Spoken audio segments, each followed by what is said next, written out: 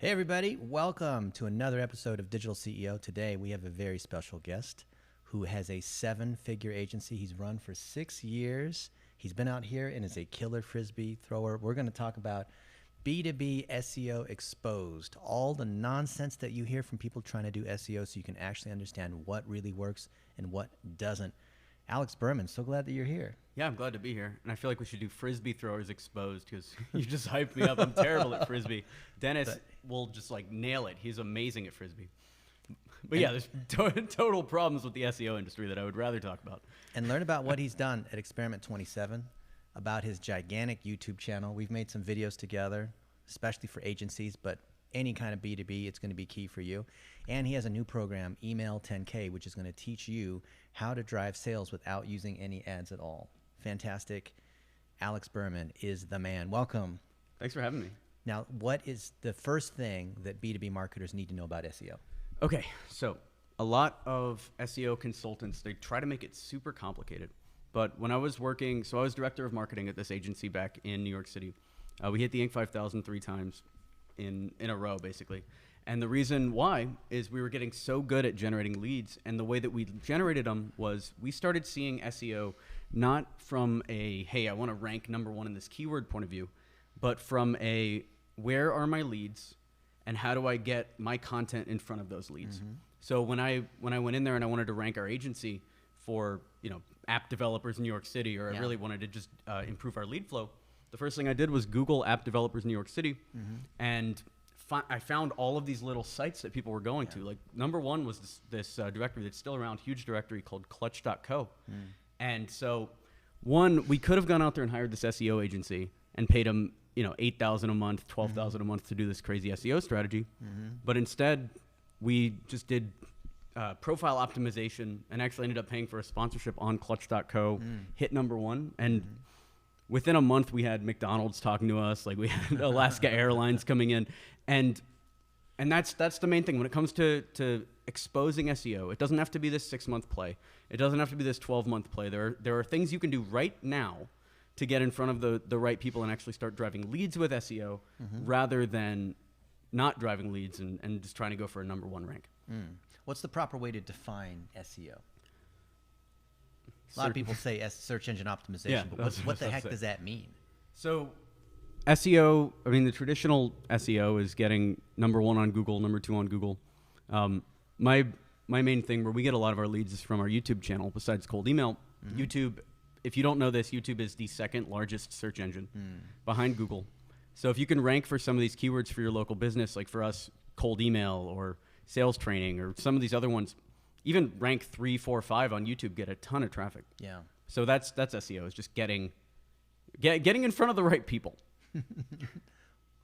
Let me tell you, when we started doing Facebook ads back in 2007 and they launched the whole program, we were ranked #2 on Facebook ads on a very competitive search term with 300 million search results. And we didn't do any SEO. What we did do was we wrote lots of articles, and we were interviewed by the media on what is working and what isn't working.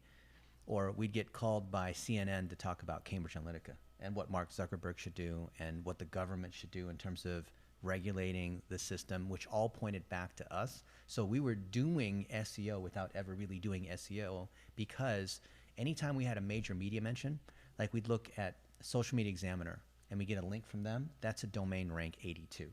Or being featured in the Washington Post, that's a 92 domain rank. Or someone else's podcast, maybe it's only a 40, but it's still passing juice. So the way we did SEO is actually doing pro-level content marketing. And that's what I think most B2B marketers don't understand, is they think they need to hire out SEO because it's technical.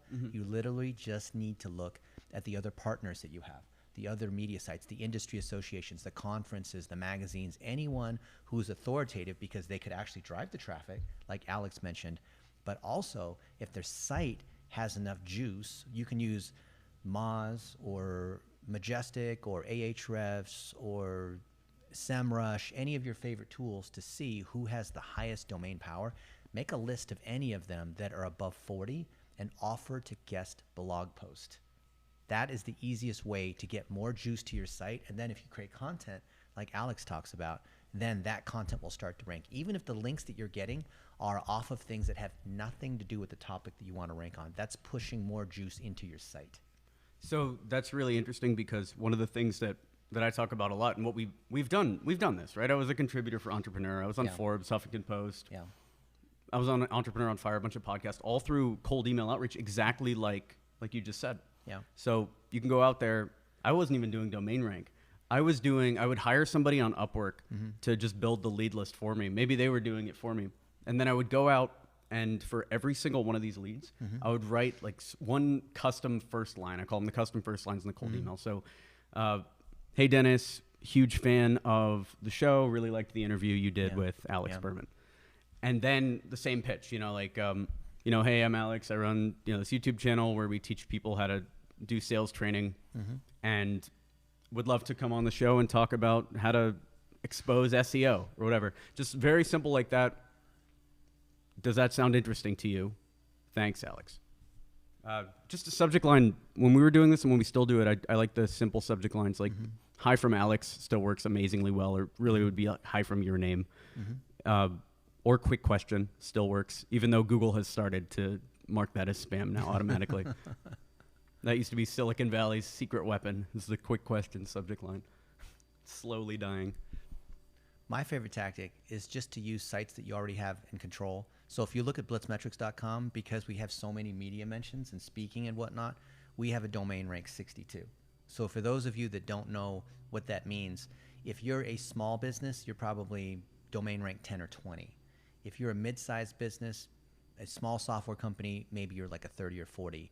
If you are on the verge of being like a larger media player, you might be 60 or 70. And if you're like an eBay or Financial Times or a Google, then you're up at like 80 or 90. And Google's at 100. There's only a few companies that are at 100. And it's on a log scale. So a 30 is not just slightly better than a 20. A 40 is not just slightly better than a 30. Think of it as a logarithmic scale, like the earthquake Richter system. So 10 times stronger at every different level. So our site as an agency is a 62. And anyone that's an agency, for example, that has some power on their domain, what we do is we link to our clients. But we don't just link in a way that Google would bust us. We'll have our clients write articles about what they're doing, about how they're following the dollar-a-day process, about how they're activating customers in their community, about how awesome it is to play Frisbee with Alex Berman, right? And write actually a decent article. It doesn't even have to be on a topic that we care about. And then we can put that on our blog and then link to Alex, link to Experiment 27, link to Email 10K, link to whoever else is that we want to be able to push up. As an example of this, Tristan, who runs Chiro Revenue, which is a chiropractor agency, built his domain with, well, basically had zero power. If you look at the history, he was at a domain rank 1 up until 2 weeks ago, and we started writing some blog posts merely from a couple podcasts, and then from our main agency site, Blitzmetrics, and I think, Tristan, you're at what, a 17 or 19? Went from 1 to a 19. 1 is the lowest number you can have possible. There's no 0. 1's the lowest.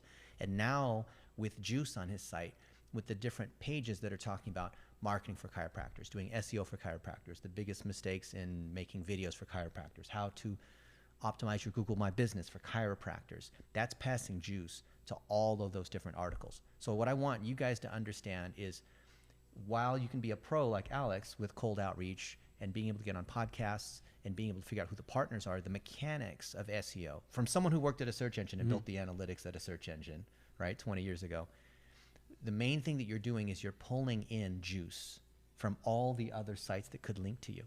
So you could literally look, you could use any of the free tools, like use the Moz free toolbar, don't even use the paid one, and see what are the top links that are passing you juice. And if you're a B2B software company, for example, you probably want to be, I mean, there's different factors, but generally you want to be above a domain rank 40, right? And if you're there, think about what the different keywords are that you want to rank on. If it's a competitive keyword, you might need a 60 plus to be able to rank on it. If it's not very competitive, mobile app development NYC. Maybe mobile app development NYC is a very high value keyword. Super competitive. The AdWords were pushing, it was like, it had to be $100 a click on that keyword. On PPC, on but PPC, SEO, but on SEO, if you did an in-title search, there weren't many people competing there, especially universal search, like you mentioned with video or news, right? Because when you do a search on Google, it starts with all, but universal searches, there's so many other kinds of search. There could be locations, places, Wikipedia, video, shopping. Like these are all, right? When you do a search, you see across the top, you can rank in any one of those. The easiest one to rank on is video, like Alex mentioned. Interesting, yeah. And it totally depends on where your audience actually goes to buy from you. Like you're talking about chiropractors, the best place where, like if I was looking for a chiropractor, I feel like I would buy, more likely I'd buy on Yelp than I would buy from a YouTube video, right? If I'm looking for a sales trainer or a coach or a consultant where I'm having to talk to them all the time, I probably would be more likely to buy from a YouTube video than from a Google search, right? So the type of business that you're running, and if you're trying to sell like, I don't know, widgets or water bottles or something, that also might be better for YouTube. That might be better for Instagram or some of these other channels. So yeah, it all depends on where your customer is coming from. And that's when we talk about SEO Exposed. Yeah. That's what it really comes down to. It comes down to, it's not really about, like you're talking about domain ranks and stuff. This is stuff I never even, I'm hearing about this for the first time right now. You're doing it naturally. Right. Because you're so good at PR and content marketing. I'm looking at it from the mechanical standpoint, right? If you want to learn to play the piano, you could be a virtuoso and just know how to play because you just have it in your soul, or you could be someone like me where I'm mechanically learning exactly how to do it. Either way will work. 100%. And I think a good cold pitch, or, I mean, I'm going to try to get on your blog now too. It's guest content. We're taking this podcast, this video, and turning it into a blog post so we can pass link to Alex. And if you're watching and you find that there's something that you know a lot about that's worth being on our blog, send it to me and we'll evaluate it. That's great. I think if there's one thing to leave you with when it comes to SEO, when it comes to raising your domain rank, it really is, don't be afraid to make content as well. This is another thing that I'm sure you've seen with your clients too. A lot of people worry when it comes time to make content or when it comes time to get on podcasts, they don't even have anything to talk about. Exactly. But what I've seen consistently is you throw a microphone in front of somebody that knows something about anything and they're gonna talk about it. So Tom, who was running the agency I used to work with, we were doing all their marketing. And I remember he had never been on a podcast before, ever, but he was the CEO of a mobile app development firm. So I was like, why can't the podcast be about hiring developers? This is something you've done a million times. And he was able to do 45 minutes of content on hiring developers. No problem, no hesitation. Yeah. And it was great. So you have something, if you're trying to go out there and you're trying to like, you know, you're trying to get in the back door with SEO, you have something that you know about that also aligns with whatever you're trying to sell. You just have to tap into that nerve. See how easy it is? So find a subject matter expert. So if you're like me and you don't want to necessarily talk, I'm going to interview Alex and he's going to spill all his best tips. If I don't want to be on the video, I'm going to be like Tristan. I'm going to sit behind the camera and collect that video. Then once you have that 45-minute video, you chop it up into a bunch of little pieces, little 15-second clips, little 60-second clips. Now you have Instagram stories, you have YouTube shorts, you have Facebook 1-minute videos, you have blog posts. So see how you can take that one piece of video, that one piece of content that you sat down to create with I like to do 30 minutes or so. Most people, they kind of run out of gas after about 30 minutes. And now you can create 50 or 60 other pieces of content. So it's visible in search, social, and messaging because you can use components of that in your emails and your subject lines, reuse that content in so many different places. So I've heard that. For me, okay. So I have had such a hard time getting the content to even be cut upable. So I go out there. We've been making YouTube videos 3 times a week for years now, right? We've got 52,000 subs on there now. Yeah. We get, hundreds of leads coming in a day now to our email list. And we haven't effectively been able to clone that YouTube audience on any other platform. Our Twitter sucks. It's just me ranting about Walmart stock. Yeah. Our Instagram is just me posting pictures of like me hanging out and hiking and like hanging out with my brothers. Yeah. But still, you don't really like, if you can get this to work, this is great. I need to do this. We have a team that's working on this right now. Your domain rank is low. I did an analysis. I know my domain rank is low. That's why. Your content's good. You don't have enough power for that's Google what we need to respect you. Yeah. That's what we Literally need. A couple links from us will give you that domain rank. Great. Let's do it. Yeah. I think that's also something to keep in mind is even with a low domain rank, you can build a very respectable business just with it's a lot of content. I guess that's why you cut it up. All it takes is one area. You can be really good at email or really good at video on YouTube or really good at PPC. You don't have to be in the world of B2B. If you're good at one thing, It doesn't matter if you suck at the other 15 or 20 things. Right, and we try. I've tried a few times. I think our biggest problem when it comes to hiring, and this is, I guess, if I'm going to give advice based on my failures, is don't be afraid to actually pay for high quality content. So you might think, you go out there, you might think that you riffed the perfect 45-minute video, so it should be pretty easy to go on like rev.com, which I love, and transcribe it. But don't be afraid to pay an editor $50 to run through it, the same as you would pay for an actual piece of blog content. Because what I found recently, and I really should have learned this years ago, is if you actually pay for somebody who knows what they're doing, who speaks your language natively, who's able to actually go in and like edit the content in a usable way, then that content actually has a chance to be on some of these blogs. You want to know what's really expensive? Hire someone who's incompetent. Hiring someone who knows what they're doing is actually really cheap because you get it done the first time and the content gets exposure, it gets leads.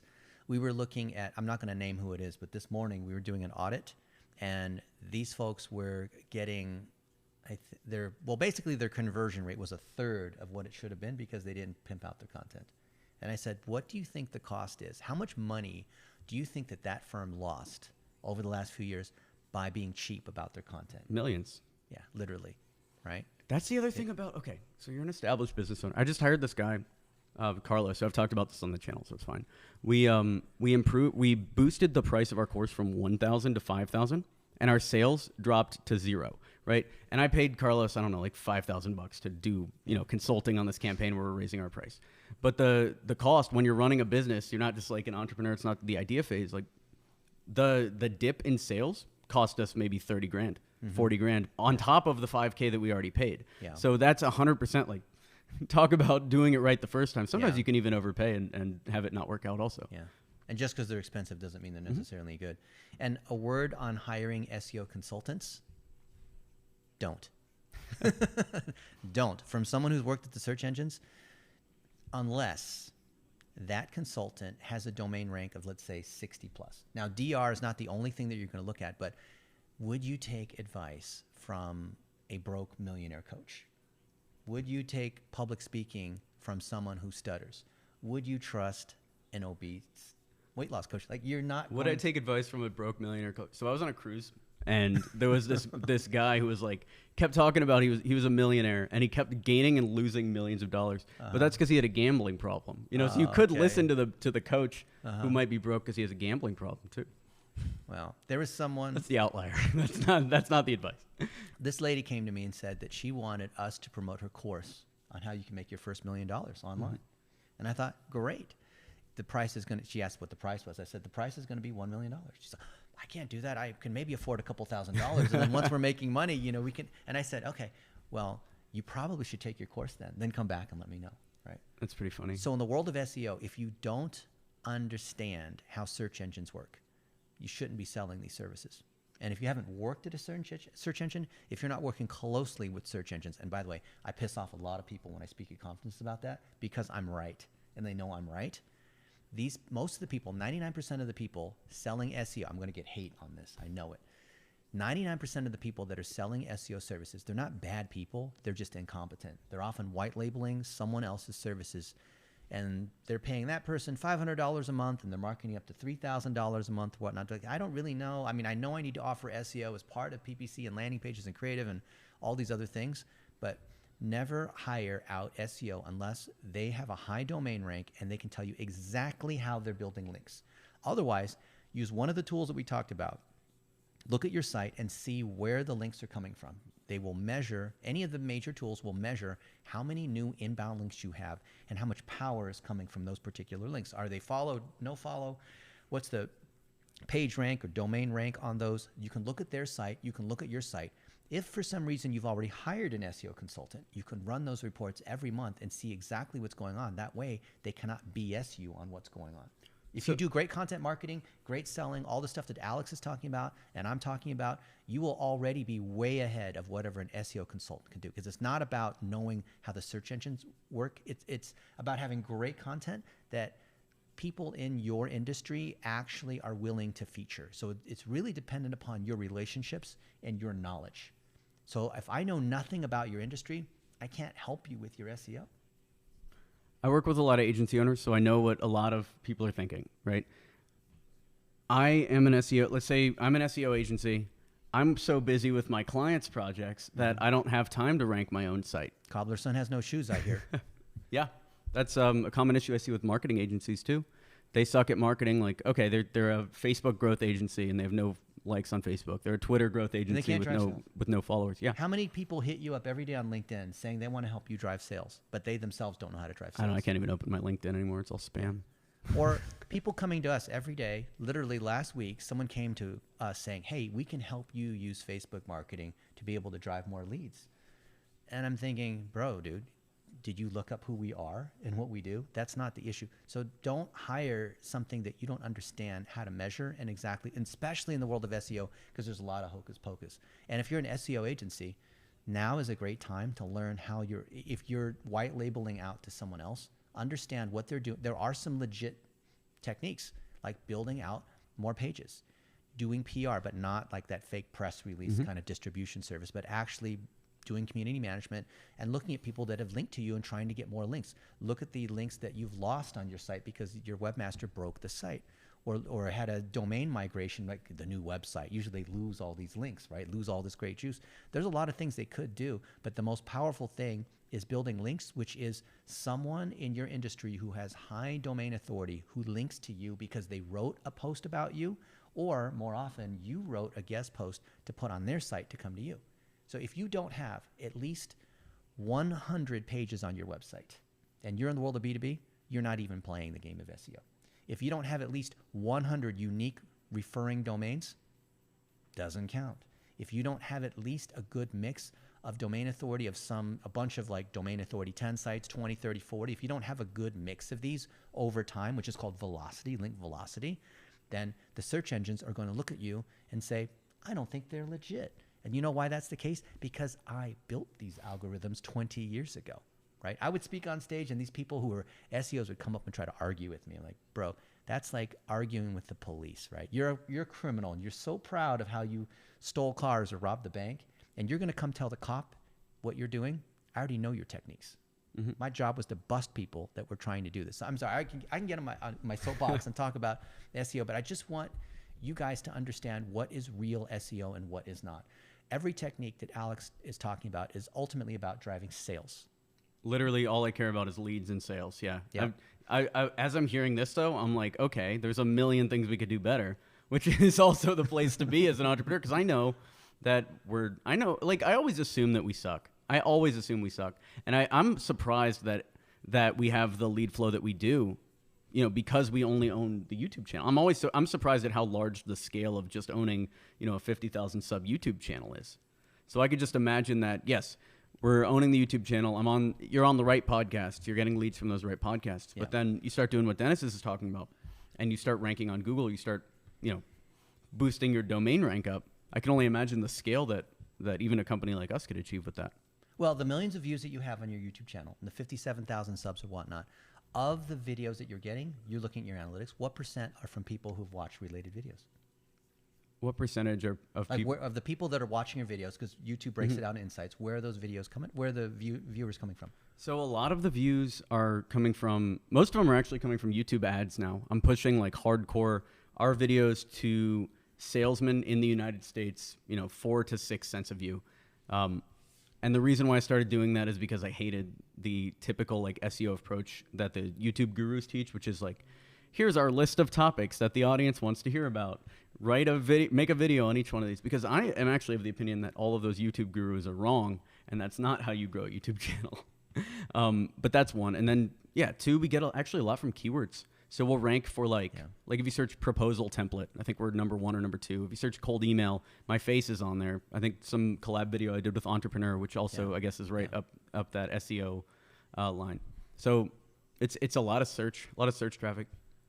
And then recently Google has started really incorporating the videos too. Into the search results as well.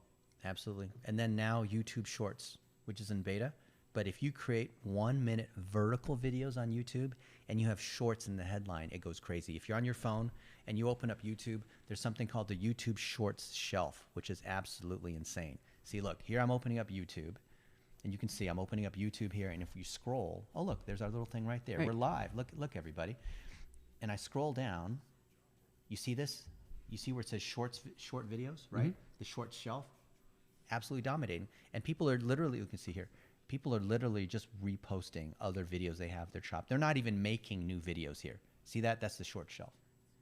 So the key thing for you to understand, if you're like, oh, I've got so many things going on, I'm busy, I don't have this large marketing team, I'm trying to drive more sales. Start with the thing that's working. So Alex has it working in terms of cold outreach and YouTube. How do you extend that? You know who's killing it on shorts is Legal Eagle. I don't know if you've watched him. He's this lawyer that does like political law teardowns, but he'll do like a 40-second video just reacting to whatever the news of the day is. And he's been killing it on shorts recently. Like they're getting millions of views.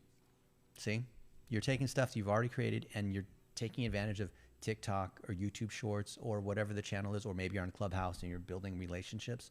Think about how you can extend upon the thing that's working. So for us, we've made our bread and butter through things like Facebook ads and Google ads. So our natural extension is into organic, because if we're paying for it, then let's find a way to get it for free, right? But maybe we're getting it for free from SEO because we're really good at choosing the keywords and creating great content like you have. How do I use paid to be able to extend that? So think about what is the thing that you're doing really well and use that to extend. The way I see it is SEO is for free, but it takes time. If you're really good like Alex and you can write on Entrepreneur and Forbes and Inc. and these other places, which is high ranking because those are authority news level publications, awesome. But if you don't have that, think about how you could look at of the different partners you have, who has the most SEO power, and put content on their site. Literally do that, and you don't even need to understand anything else about SEO. I'm surprised at how easy it was to write for all of those, honestly. Like, because you create great content. Yeah, but when you pitch it in the cold, thank you. When you pitch it in the cold email, all we had was the title. I even and they see how good your content is. That's really interesting to know, because this was even a couple of years ago. I had Lauren Feldman, who was I think he was the lead editor at Forbes on my YouTube channel, and he was even saying the same thing. He's like, if you pitch great content or great sounding content, we'll feature you. It doesn't even really matter what your background is or anything. Yeah. So, I mean, if you can figure out how to create great content, I guess this is why the guru business for YouTube is so broken. Because I think it's really hard to teach the content creation side of things. But I do think if you're speaking on something that you understand and you're speaking on something that you're passionate about, and it's your business every day, like my cousin sells medical supplies here in Vegas.